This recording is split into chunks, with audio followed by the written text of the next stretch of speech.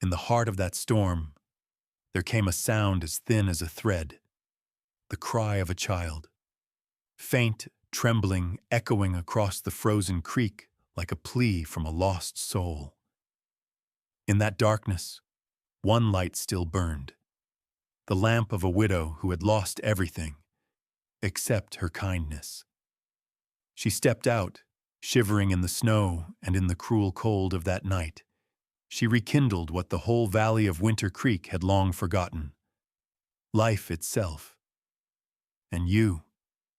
Have you ever met someone who kept the light alive, even when the world around them had gone dark?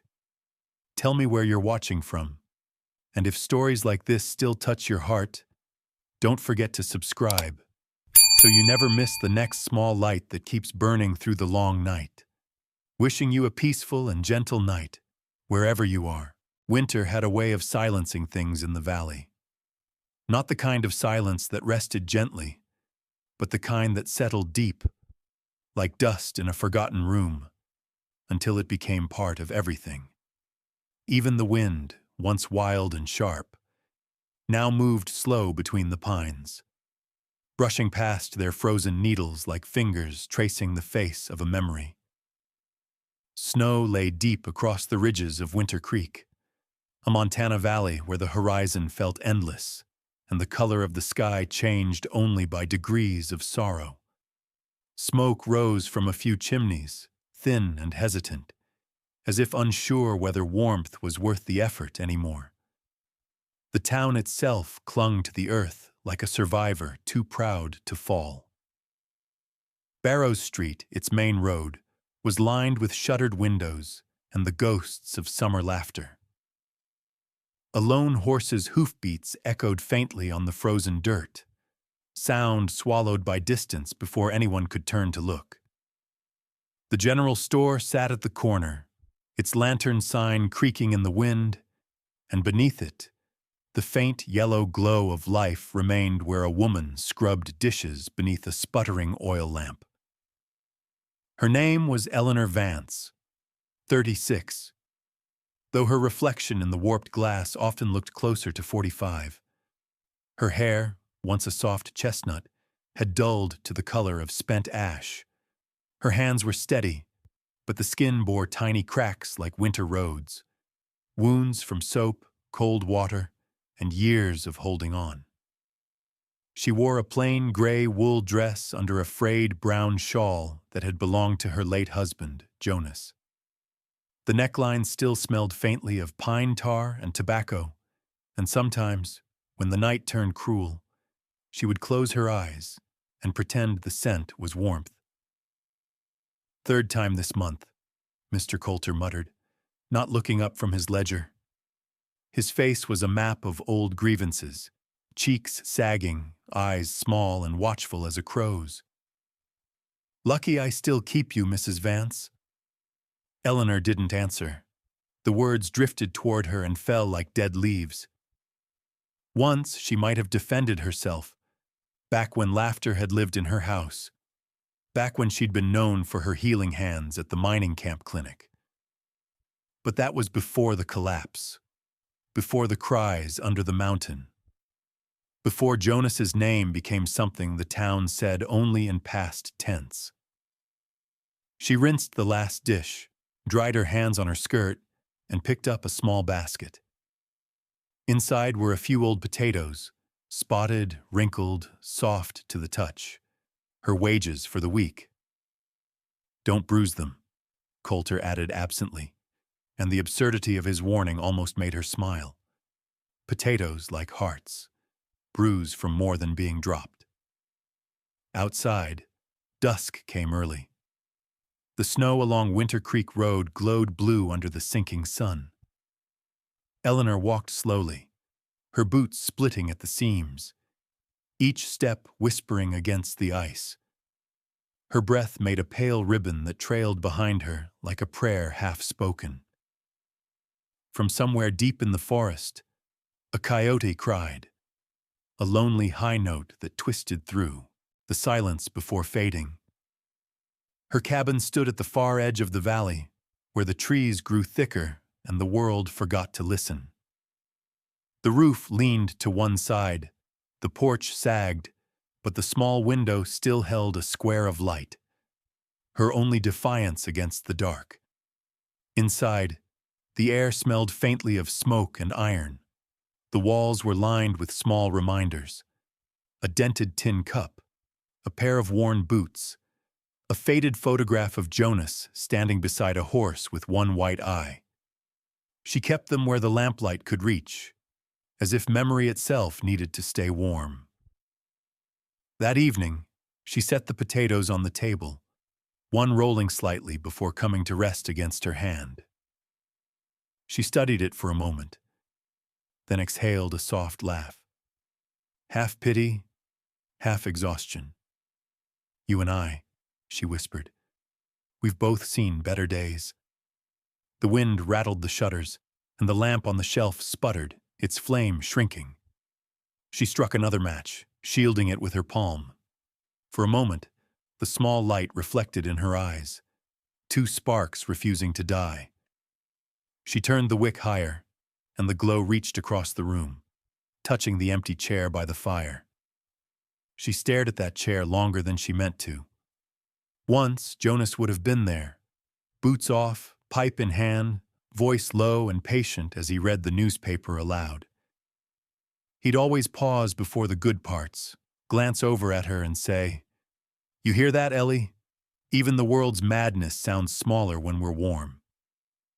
She could almost hear it again, the soft rumble of his laughter mingling with the crackle of the stove. But the stove was cold now, and laughter didn't echo when it was only memory. Eleanor moved to the window and looked out toward the valley. The snow had stopped, but the air shimmered faintly, as if the sky itself was holding its breath. In the distance, lights from the town winked like faint embers in a dying fire. Somewhere among them, people still talked, still sang, still believed in tomorrow. She wondered when she had stopped doing the same. On the mantel sat a small wooden box. Inside, folded neatly, were her old nurse's gloves, white once, now yellowed with time. She had kept them not for use, but for remembrance. Healing, after all, was a habit one never truly forgot. It merely went quiet, waiting for a reason. She sat down beside the table and unwrapped a piece of cloth from her basket. The potatoes stared back at her like small, gray moons. She peeled one, her knife slow and steady, watching the skin curl away in thin ribbons. She boiled water, stirred in salt, and poured the simple meal into a chipped bowl. Eating alone wasn't new to her. What was new was how heavy silence could feel when even hunger seemed too polite to disturb it.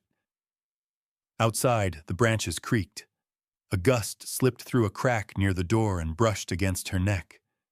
She shivered and pulled her shawl tighter. The wick trembled, and shadows climbed the walls like slow-moving ghosts.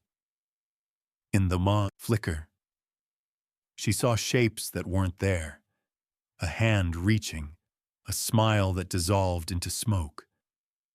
She rose and crossed to the door, her movements gentle as though the air itself might break if startled. Opening it, she stepped onto the porch. The cold bit her skin immediately, but she didn't flinch.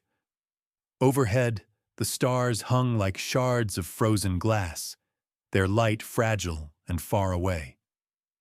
The valley stretched before her, wide and wordless, and for a heartbeat, she felt as though the entire world were holding its breath. Her lamp flickered behind her, the flame leaning sideways under the draft. She turned to look at it, that small, stubborn circle of light, and for reasons she couldn't name, she whispered, "If anyone's still listening, keep the light burning." Then she stood there a while, watching her breath drift into the night until it vanished. She didn't know whether she'd spoken to God, to the wind, or simply to the loneliness itself. But as she stepped back inside, the flame steadied, a small miracle no larger than a matchstick, yet enough to remind her that warmth, like faith, only dies when we let it. The door closed softly behind her, Outside, the snow began again. Slow, soundless, endless. The snow came heavy that night. Not in gentle flakes, but in waves, as if the heavens themselves were emptying their silence upon the earth. It fell thick enough to blur the line between sky and valley, until the world became one endless sheet of white, hushed and breathless. The moon was a dim ghost behind the clouds, and every sound, the rustle of branches, the crack of ice, seemed to come from far away, softened by the cold. Eleanor Vance walked along the narrow path from town, her shawl pulled tight against the storm. The road she followed was barely visible, only a faint groove carved by her earlier footprints, now half buried beneath new snow. Her lantern had gone out miles back, its flame choked by the wind. But she kept moving, one hand on the basket that held nothing but an empty tin and the echo of a day spent surviving. Somewhere near the bend where Winter Creek split the valley, she stopped. A sound, so faint she thought it might be the wind, brushed past her ear. A cry, small, trembling, the kind that pierced straight through reason and found its way into the ribs. She held her breath, turned her head toward the frozen creek and listened again. There it was, weak, muffled, but human. "Hello?" Her voice cracked in the cold air. "Is someone there?" No answer. Only the wind was threading through the pines, carrying flakes that stung her cheeks. But the cry came again, this time sharper, desperate, fragile as a bird's heartbeat. Eleanor's boots broke through the crust of snow as she crossed toward the sound. Beneath the white, the creek was frozen solid, a long silver scar cutting through the valley. Near the far bank, by a fallen pine log half buried under frost, she saw a small shape. At first, it looked like a bundle of coats tossed aside by the wind until one of them moved. She gasped, rushing forward. It was a boy, no more than 9 or 10, curled tightly on himself, his knees drawn to his chest. His hair, light brown and dusted with snow, clung damp to his forehead. His coat, a fine gray wool lined with fur, hung open. The brass buttons glinted faintly in the lantern light she'd managed to relight with trembling hands. His skin was so pale it seemed carved from the snow itself. "Sweetheart," she said softly, kneeling beside him. Her knees sank deep into the drift, the cold biting through her stockings. "Can you hear me?" The boy stirred, his lips bluish and trembling. His lashes were heavy with frost, but his eyes fluttered open, gray-blue, frightened, disoriented. I got lost," he whispered. The words came out broken, clouded by weak breath. "My father was in town. I wanted to see the snow." Eleanor's heart clenched. He was shivering violently now, his fingers stiff and red. Without hesitation, she pulled the shawl from her own shoulders and wrapped it around him. The wool was thin and smelled faintly of smoke, but she tucked it close to his chin, murmuring, "You'll be all right, darling. Hold on." Her own hands trembled, not from fear, but from the chill burrowing deep into her bones. The boy's eyes fluttered closed again. Eleanor gathered him into her arms, surprised by how light he was, like holding the very absence of warmth. She staggered to her feet, balancing him against her chest. The snow was knee-deep and rising. Each step back toward the cabin felt like walking through water. The path had vanished, swallowed by the storm, but instinct, or perhaps mercy, guided her home. By the time she reached her porch, her arms had gone numb. She nudged the door open with her shoulder and stumbled inside. The warmth waiting there was barely more than memory, but it was shelter. She laid the boy near the hearth, his small body limp and cold as marble. "Stay with me," she murmured. lighting kindling with shaking fingers. Sparks flared, caught, and the fire began to breathe. Its light washed across the boy's face, revealing the faint flush of returning life beneath the frost. She hung her shawl near the stove to dry, then knelt beside him again, rubbing his hands briskly between hers. His lips twitched, the first sign of fight returning. "You're safe now," she whispered. "You're home, at least for tonight." When the fire grew strong enough to hum, she filled a small pot with water, sliced the last of her potatoes, and stirred them into a thin stew. The smell of salt and smoke filled the room. She poured it into a bowl, set it on the table to cool, and turned back to him. He was watching her. His eyes were clearer now, though rimmed with exhaustion. The flickering firelight caught the soft curve of his cheek, the way his lips trembled between gratitude and confusion. You helped me," he said, voice so quiet it nearly broke her heart. Eleanor smiled faintly, ladling the stew into a tin cup and handing it to him. "Eat slow, darling. It's not much, but it's warm." He took the cup in both hands. His fingers barely fit around it. Steam fogged his lashes as he sipped, slow and cautious, his throat moving with effort. "My name's Luke," he said after a while. "Luke Calloway." The name struck something faintly familiar, like a tune she'd heard once through a half-open door. "That's a fine name," she said gently. He looked up, eyes wide and earnest. "My father's governor, Grant Calloway." The spoon slipped slightly from her hand, clattering softly against the pot. Governor Calloway. She had heard the name, of course. The man whose portrait hung in the courthouse. The man whose decisions shaped the fate of men like Jonas, like the miners who'd never come home. But in that moment, all she saw was a boy, thin, cold, and hungry, eating her last meal with shaking hands. "Well," she said softly, steadying her voice, "to me, you're just Luke. And tonight, you need warmth more than titles." The boy blinked, unsure if he'd done wrong, then nodded, his mouth full of the humble stew. He ate slowly, savoring each bite as if tasting the world again. Between spoonfuls, he looked around her small cabin, the peeling walls, the single lamp, the empty chair by the fire. "You live here alone?" he asked innocently, without pity.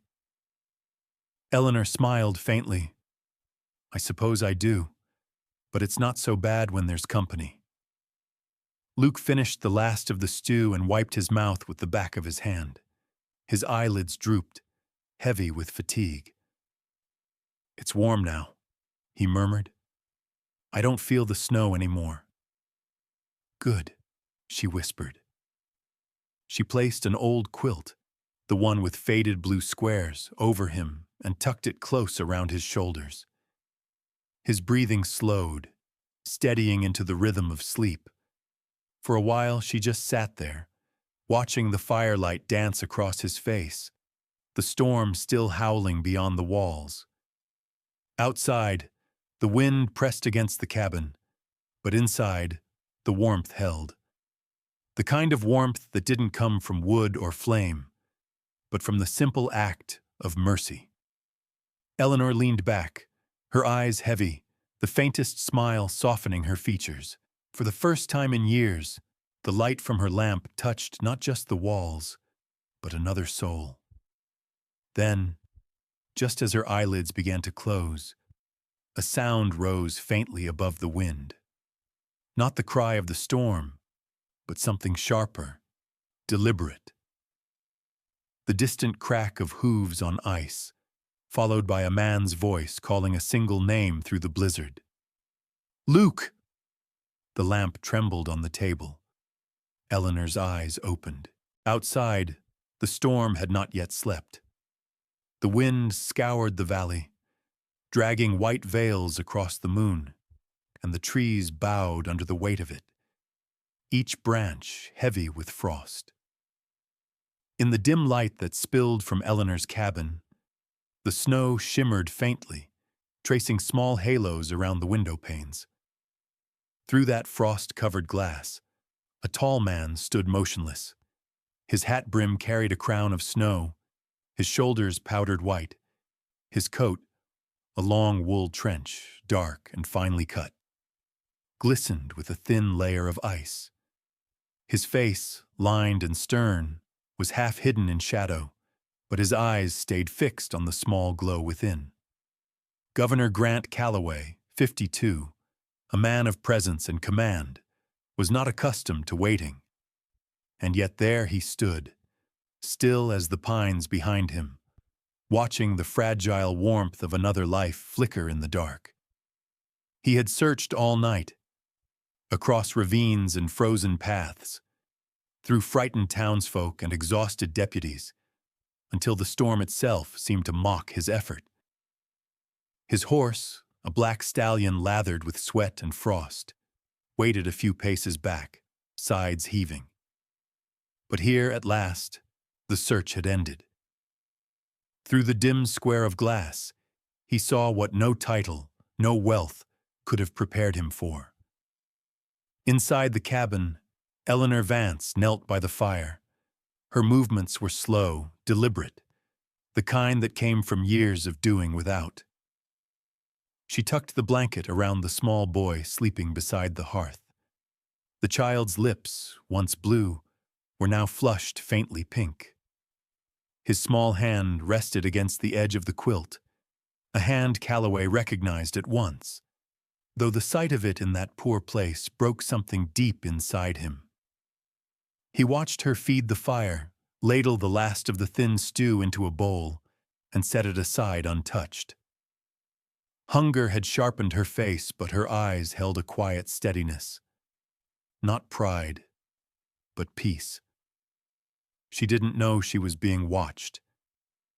She didn't know that the man standing in the blizzard outside her door had the power to change her life with a word. She only knew mercy. Grant's jaw tightened as he looked on. He had seen women kneel before him for work, for pardon, for favor. None had looked like this. Weary, yes, but not broken. She did not plead with the world. She endured it. And for reasons he could not name, that stirred something in him he thought long buried beneath speeches and signatures. Respect. He could have knocked then, could have stormed in, offered money, gratitude, promises of repayment. But instead he stood there, snow gathering on his shoulders, the night pressing against his back, and simply watched the small miracle before him. When dawn crept over Winter Creek, the storm loosened its grip. The valley glowed pale and blue under the weak sun. Calloway turned from the window, his expression unreadable, and mounted his horse. His men, 2 deputies wrapped in thick coats, found him a mile down the road. "Sir, we thought you were lost," one stammered, eyes wide. "Is the boy—" "He's safe," Calloway said quietly. Then, after a pause, "In better hands than ours." He rode back toward town in silence, the hoofbeats dull against the packed snow.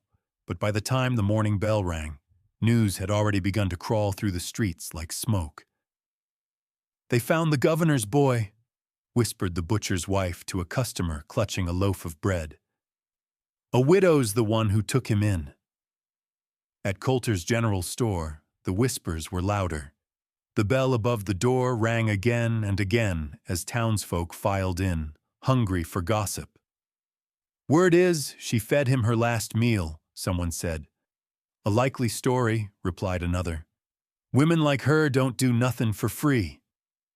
From behind the counter, Mr. Coulter, thick-set, red-nosed, with a temper sharpened by small power, spat into the snow just outside the door.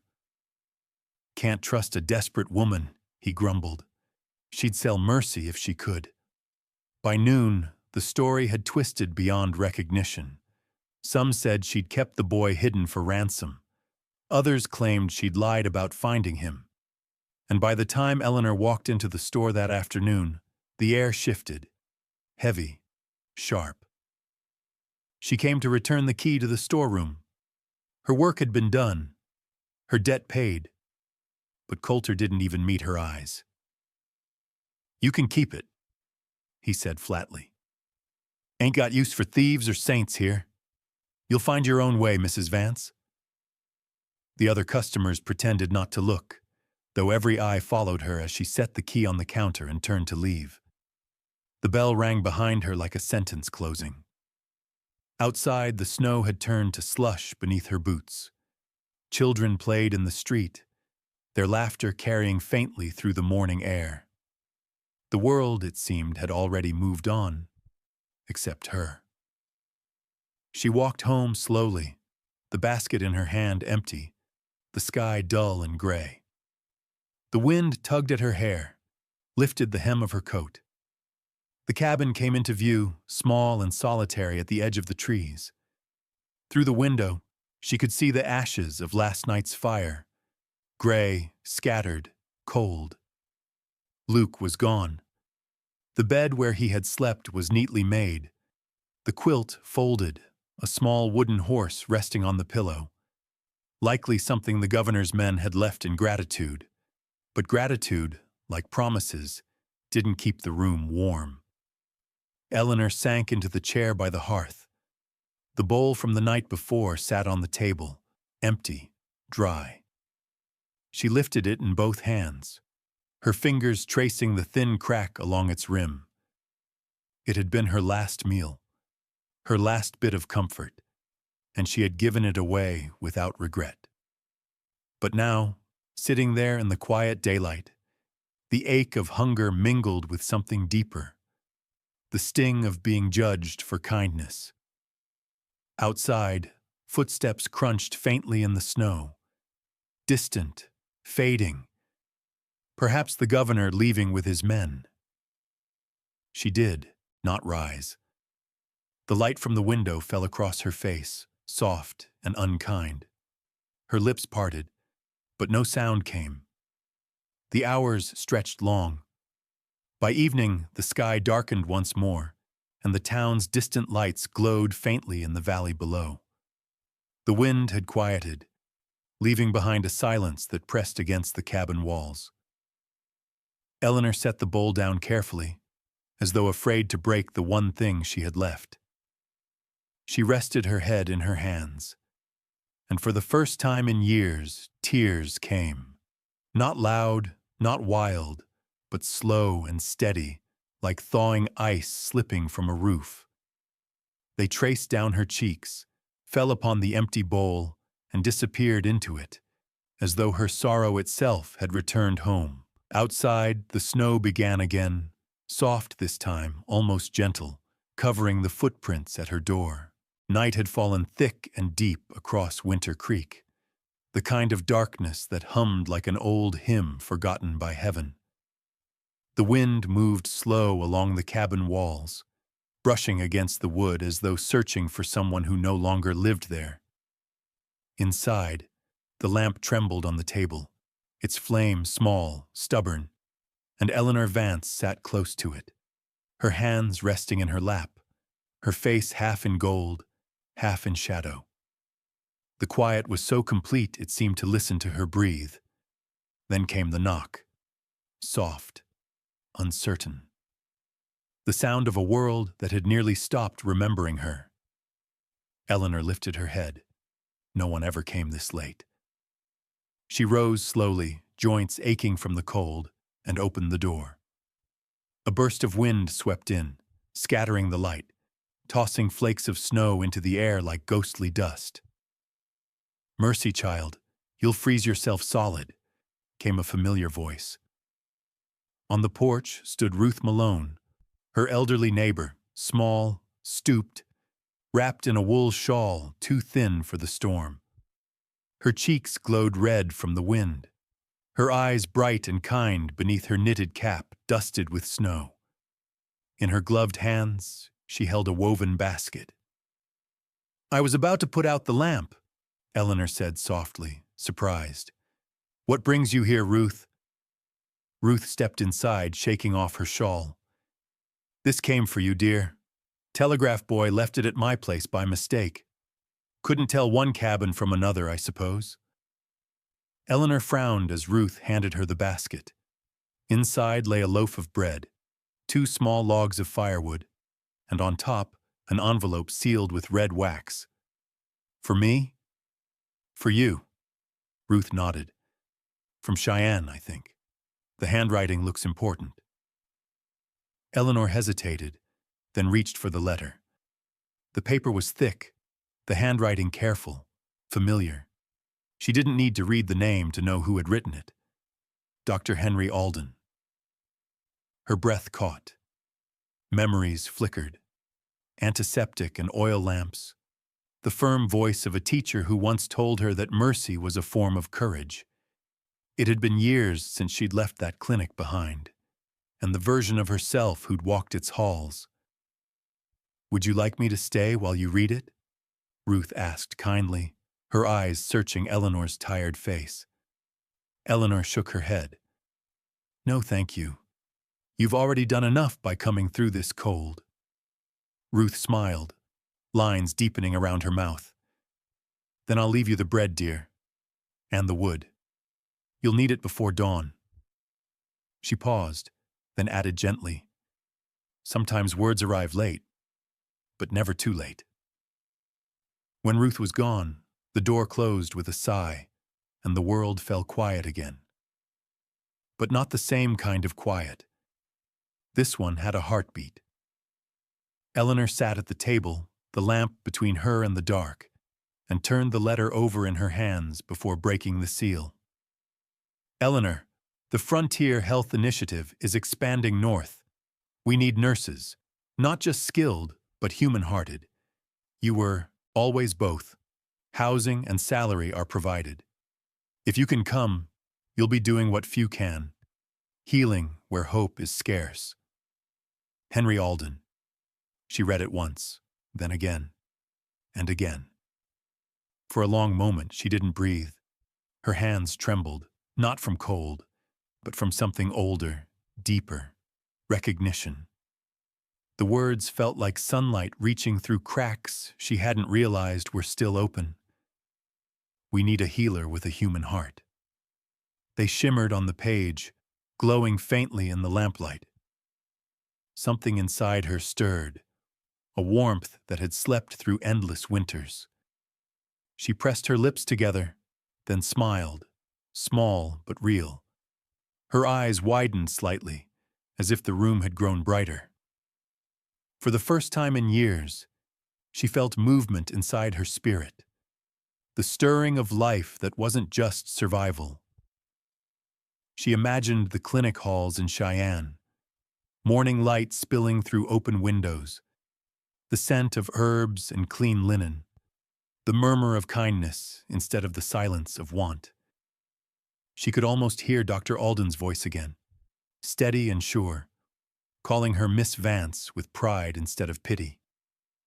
Her shoulders straightened, her breath deepened.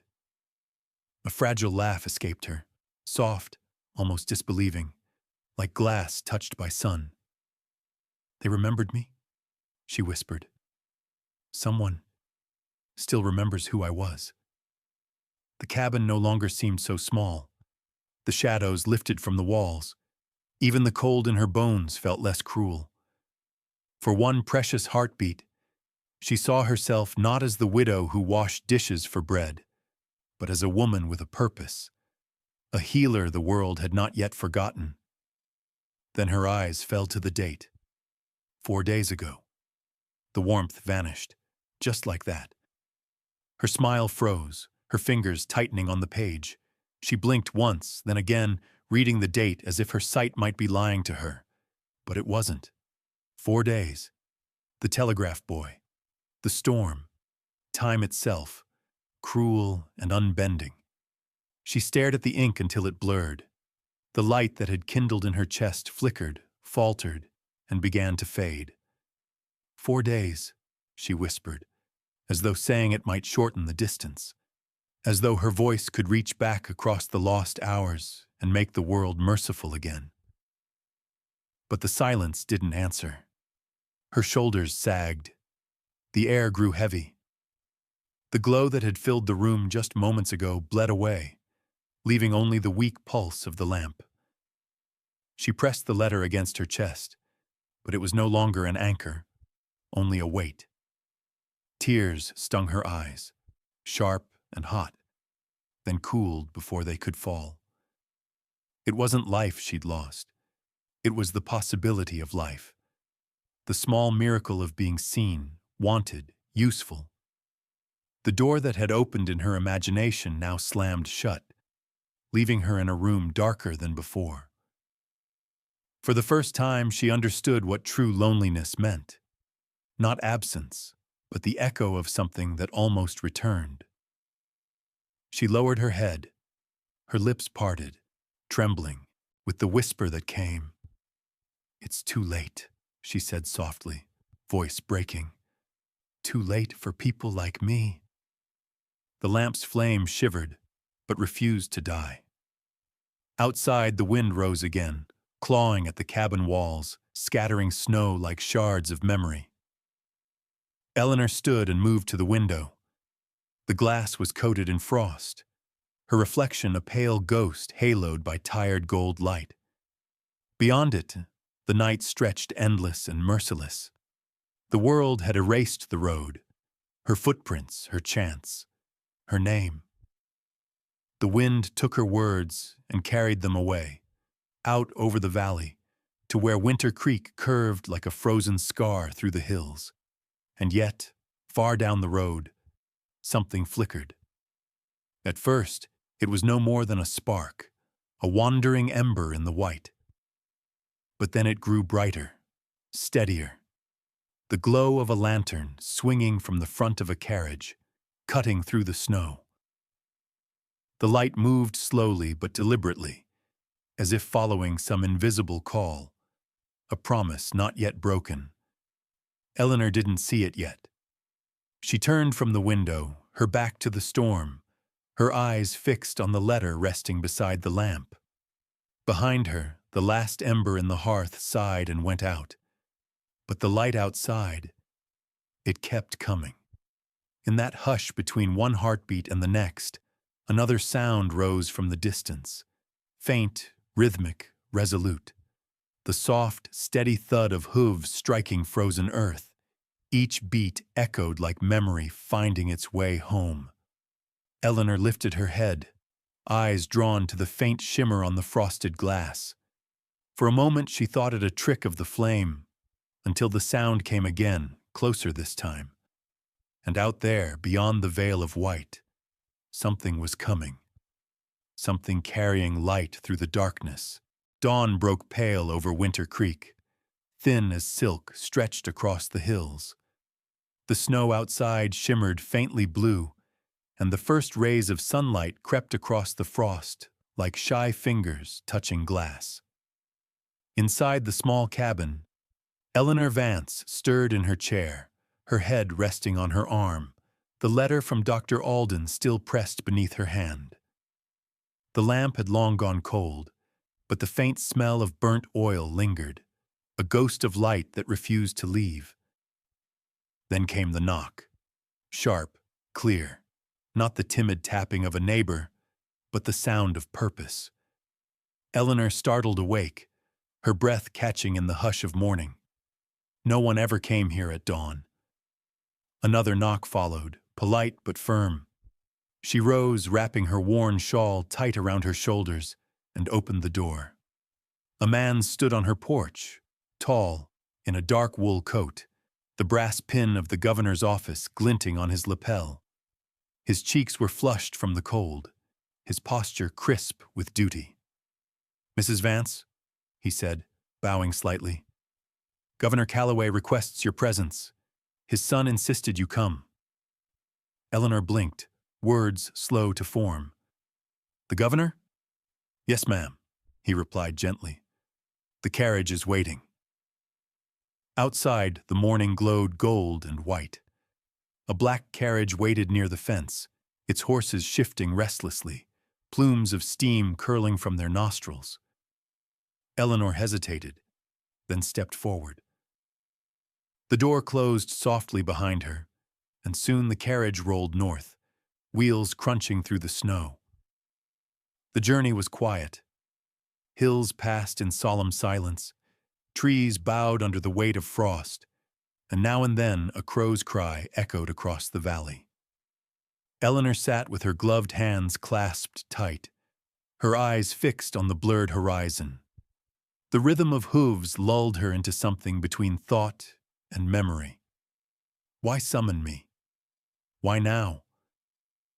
When the carriage stopped, she saw it, the governor's estate rising from the snow like a monument carved from winter itself. Stone walls, wide steps, the faint glow of firelight behind frosted windows. The door opened. Warm air brushed her face, soft, scented with pine. Before she could take a step, a small voice called out, "Mrs. Vance!" Luke Calloway came running down the steps, his blanket trailing behind him like a cape. His cheeks were flushed pink, his golden hair sticking out in disarray. He skidded to a stop before her, grinning so wide it seemed the cold could not touch him. "You came." Eleanor smiled despite herself, kneeling slightly. "I did. You're feeling better, I hope." Luke nodded, eyes bright. "Father said you were coming. He wanted to thank you." She followed him up the steps, her boots creaking on the frozen stone. At the doorway stood Governor Grant Calloway, tall, broad-shouldered, silver streaking his hair at the temples. He looked nothing like the imposing portraits she'd seen in town. Instead, he looked human, a man who had not slept, whose eyes carried both weariness and humility. "Mrs. Vance," he said, his voice low. "Last night I saw something I won't forget. You gave my son warmth when the world gave you none. That isn't charity. That's grace." He turned, picked up a leather folder from a nearby table, and handed it to her. "Dr. Henry Alden tells me you once worked under him in Cheyenne. He spoke highly of your skill. I think it's time you used those hands again, not to wash dishes, but to heal." Eleanor looked down at the folder. Her fingers trembled as she opened it. Inside, the official seal gleamed under the morning light. Appointment. Chief Nurse, Frontier Health Division salary, $60 per month. Housing provided for a heartbeat. She could not breathe. The paper blurred before her eyes. It was as if life had circled back and offered her what she'd buried long ago. Her lips parted. I'm not sure I can." Governor Calloway frowned, not out of impatience but curiosity. "Why not?" Eleanor looked at her hands, small, pale, the lines etched deep from work and grief. She whispered, "I once was a nurse, before Winter Creek, but I failed to save the only one I truly loved." The governor said nothing. Only the faint crackle of the fireplace filled the silence. Eleanor's gaze drifted to the flames, and suddenly, the firelight wavered and became a memory. She was back there, years ago, standing before the mine, the air thick with smoke and fear. Men shouted, the ground trembled, and the entrance had caved in. She was still in her nurse's apron, her fingers raw and bleeding as she clawed through frozen mud. 3 days she stayed, binding wounds, wiping soot from faces she didn't know, her voice hoarse from calling a single name: Jonas. When they found him, his body was still, his hair dusted white from dust and snow. In his hand was the small lantern he carried for her every night when he came home late.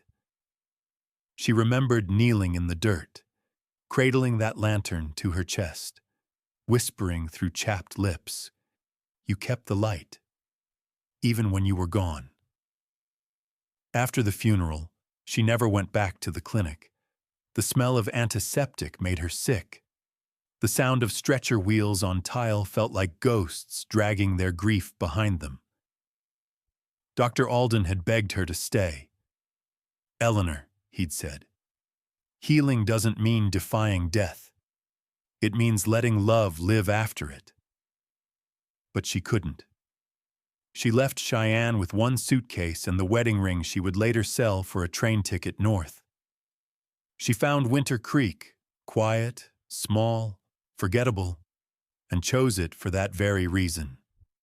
She thought if she worked hard enough, if she let the light fade quietly, the ache would stop reminding her she once had something to lose. A soft voice brought her back. "Mrs. Vance." Eleanor blinked. The governor and Luke were watching her. Both still, both waiting. The leather folder was still open into her trembling hands. Her eyes moved from the fire to Luke, the boy whose life she had held in her arms that night, whose small heartbeat had awakened something she thought was long dead. And then she understood. The fear wasn't in her hands. It was in her heart. The fear of losing again. But love, she realized, was worth that risk. Her voice was soft, but steady now. "Governor," she said, "you said what I gave your son was grace. But the truth is, he gave it back to me." Luke stepped forward then, shyly holding out a folded paper. "I made this," he murmured. Eleanor opened it. A child's drawing, 3 figures before a small cabin. A man, a woman, and a boy. The woman held a glowing lamp in her hand. Beneath it, in crooked letters, "She saw me when I was lost." Her breath trembled. Tears blurred her vision. She pressed the paper to her chest, then looked up, eyes bright but calm. "I'll take it," she whispered, "not as a favor, but as a duty." Governor Calloway smiled faintly, the hard lines of his face softening. "Then welcome back, Mrs. Vance, to the light you never truly lost." Luke ran to her, wrapping his small arms around her waist. She held him tight, feeling his warmth, the proof that the light had returned, not in lanterns or in titles, but in hearts that chose mercy over fear. Outside, the world glistened under the sun. The storm had passed, and the sky opened in soft gold. When Eleanor stepped back into the carriage, Luke waved, the drawing pressed to his chest so the wind wouldn't take it. The governor stood behind him, one hand on his son's shoulder, watching silently as the carriage rolled down the hill. Eleanor looked out through the window. The valley spread before her, glittering like a promise. The wind lifted her hair, and for the first time in years she smiled. Not because life had grown kinder, but because she had. And as the carriage wheels carried her forward, she whispered, almost to herself, "Sometimes the light doesn't wait for us to deserve it. It just waits for us to say yes." 18 months later, the valley had learned to breathe again. The snow that once muted every sound had melted into thin silver streams, winding through the pines, singing softly as they went. Chimneys smoked once more, fences gleamed gold under the new sun, and the faint chime of church bells echoed through the crisp air, as if the land itself had found its pulse. Where there had once been silence, a building now stood, stone walls and cedar beams, its windows warm with amber light. The sign above the door read, "Winter Creek Health Station, Healing for All." But the townsfolk rarely called it that. To them, it was simply Mrs. Vance's house. They remembered the spring flood, when the snowmelt came early and furious, tearing through the lower valley like a beast unchained. The river rose over its banks, swallowing barns, wagons, and fences in minutes. People shouted across the current, but could not reach one another. Some huddled on rooftops, others clung to trees, and in the middle of it all, Eleanor Vance appeared, lantern in hand, her boots sinking into the freezing mud. She tied a rope around her waist, told a farmhand to hold tight, and waded into the torrent, carrying a battered medical satchel. The water bit at her legs like teeth, but she pressed on, toward the cries she could barely see through the sleet. That night, she and a handful of townsmen pulled 7 souls from the flood. 3 children, 2 elders, a wounded rancher, and a woman heavy with child. For 3 days and nights, Eleanor didn't sleep. She set up cots in the old post office, boiled what clean water they had left, and tended to every wound by the flicker of her single lantern.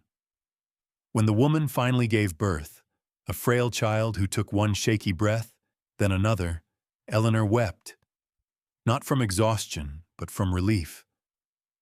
For her, that child's first cry was proof that light could find its way even through drowning darkness. After that, no one in Winter Creek saw her as just a nurse. They saw her as something the town had forgotten how to have, a keeper of mercy. When the new building was finished, the townsfolk insisted on a single addition beneath the official sign, hand-carved letters, uneven but honest, in honor of Eleanor Vance. That afternoon, Eleanor stood on the steps of the station, clipboard in hand, her white coat gleaming under the sun. The wind lifted her hair, streaked now with silver that caught the light like quiet fire. She watched the children running down the street, their laughter mingling with the sound of hammering from a new barn being built nearby. Behind her, the doors of the clinic were open, and the smell of herbs drifted out. Sage, lavender, and something faintly sweet, like hope learning how to breathe again. Nurses moved briskly between rooms. The brass lantern above the front desk, the same one that once flickered in her lonely cabin, now burned steady, its glass glowing gold. Then, the sound of hooves broke through the calm. A dark carriage approached, its wheels glittering with meltwater. Governor Grant Calloway stepped down, wearing a long black coat, his gray temples catching the light. His face, once stern with politics, now carried the softness of reflection. Beside him walked Luke, taller now, a blanket draped over his shoulders, his smile bright enough to melt whatever frost was left in the world. Eleanor descended the steps with a smile. "Governor Calloway," she greeted. "And young Mr. Luke, I almost didn't recognize you. You've grown." Luke grinned, hiding his hands behind his back. "I brought you something," he said shyly. She crouched a little. "A surprise?" He handed her a rolled paper tied with string. "I drew it myself," he said proudly. "Father helped with the words." Eleanor unrolled the paper. Inside was a simple drawing, a small cabin glowing bright in the snow, surrounded by stars. Beneath it, in crooked boyish letters, it read, "For the woman who kept a light when the world was dark." Her breath caught. She pressed the drawing against her heart, tears shimmering in her eyes. "It's beautiful," she whispered. "You've given me a kind of light that no storm could ever take away." Luke smiled, blushing, as she hugged him gently. The governor stood a few steps away, his gaze moving between the drawing and the building. His voice lowered, roughened by something human and humble. "You changed this valley, Mrs. Vance. You gave it back its heart." Eleanor turned toward him, her eyes kind but steady. "I didn't change it, Governor. The people did, once someone believed they could." He shook his head slowly. "No. They followed you because they saw what I couldn't." He paused, looking toward Luke. I used to think the world was built on rules, power, and the echo of a man's name. But that night, when I saw you kneeling beside my son, trembling, offering him your last bowl of soup, I realized something I'd never known.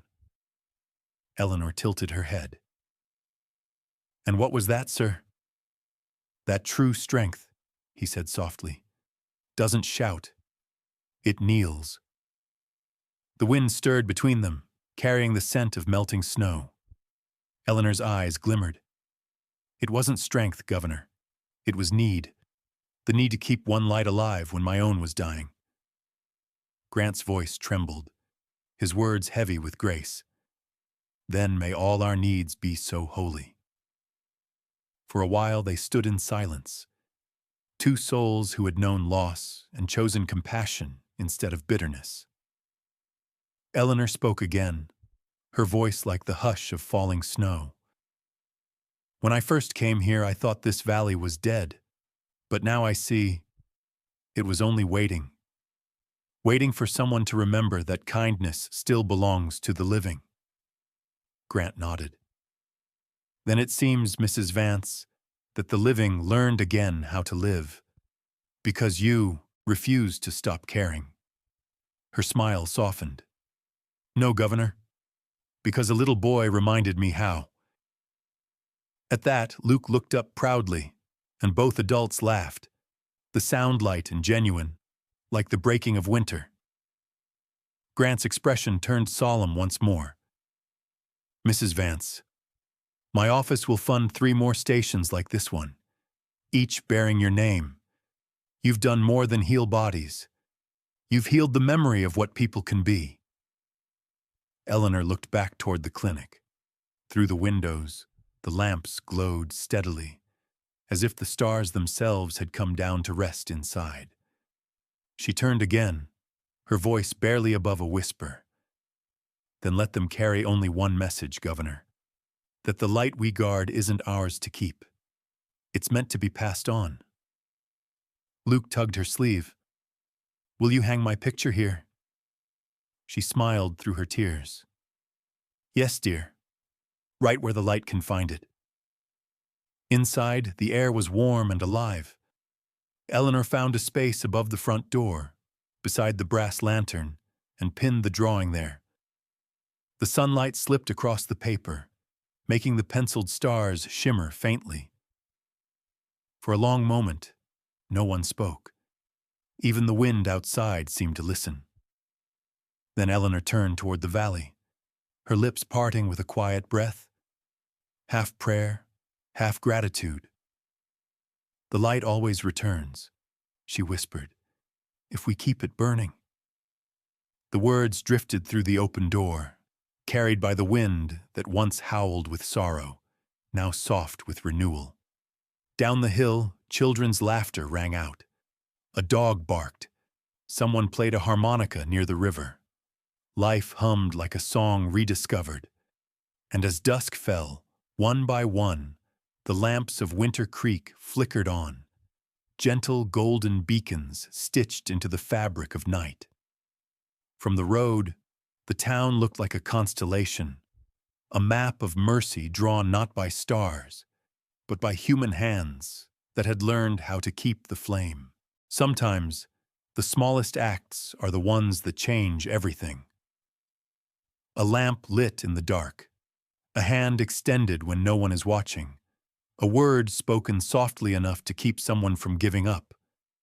We often wait for grand miracles, but life hides its grace in moments so quiet we almost miss them. In every cold season, there's someone still keeping the light, not because the world is kind, but because their heart refuses to go dark. Maybe that's all we're asked to do, to keep one flame alive so that others might find their way home. If this story found a place in your heart tonight, take a moment, breathe, think of the people who once kept a light for you, and maybe when the night feels long again, you'll remember that someone out there still believes in mercy. Tell me where you're watching from. I'd love to know how far this light can reach. And if stories like this still warm your soul, make sure to subscribe so you never miss the next light that flickers through the dark. Good night, my friend. Stay warm.